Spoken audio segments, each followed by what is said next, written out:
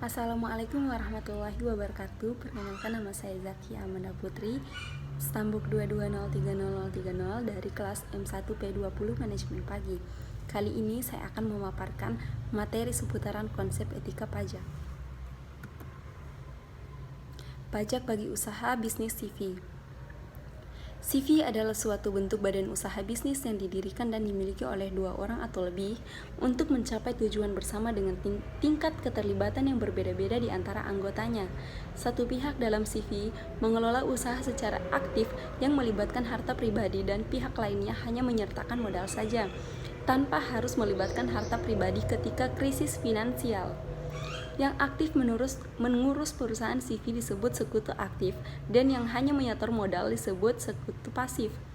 Pasal 2 ayat 1 BUU nomor 36 tahun 2008 tentang pajak penghasilan, persekutuan komanditer termaksud dalam subjek pajak dalam negeri yang berbentuk badan. Yang kedua, pajak bagi usaha bisnis PT atau perseroan terbatas adalah organisasi bisnis yang memiliki badan hukum resmi yang dimiliki oleh minimal 2 orang dengan tanggung jawab yang hanya berlaku pada perusahaan tanpa melibatkan harta pribadi atau perseorangan yang ada di dalamnya. Di dalam PT, pemilik modal tidak harus memimpin perusahaan karena dapat menunjuk orang lain di luar pemilik modal untuk menjadi pemimpin. Untuk mendirikan PT atau perseroan terbatas dibutuhkan sejumlah modal minimal dalam jumlah tertentu dan berbagai persyaratan lainnya. Pajak bagi usaha bisnis yayasan dan perhitungan dengan mempertimbangkan PPh. Yayasan termaksud di dalam definisi badan usaha sehingga subjek pajak penghasilan hal ini diatur dalam pasal 2 ayat 1 BUU PPh.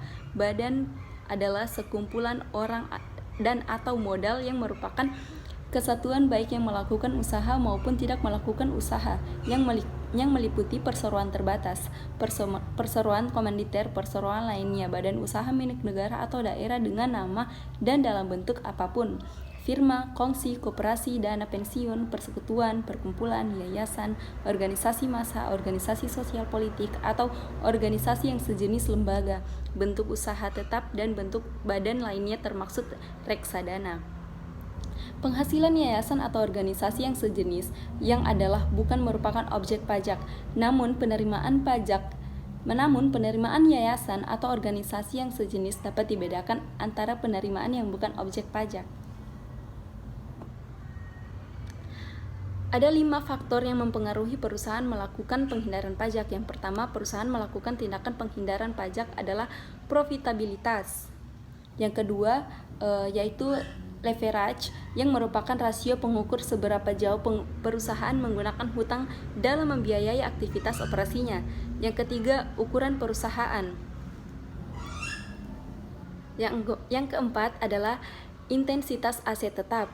Yang kelima adalah pertumbuhan penjualan. Peningkatan pertumbuhan penjualan akan membuat perusahaan mendapat profit yang tinggi. Jadi, perusahaan akan melakukan praktik penghindaran pajak. Sekian materi yang dapat saya paparkan. Lebih dan kurangnya mohon dimaafkan. Wabillahi taufiq wal hidayah. Wassalamualaikum warahmatullahi wabarakatuh. Terima kasih.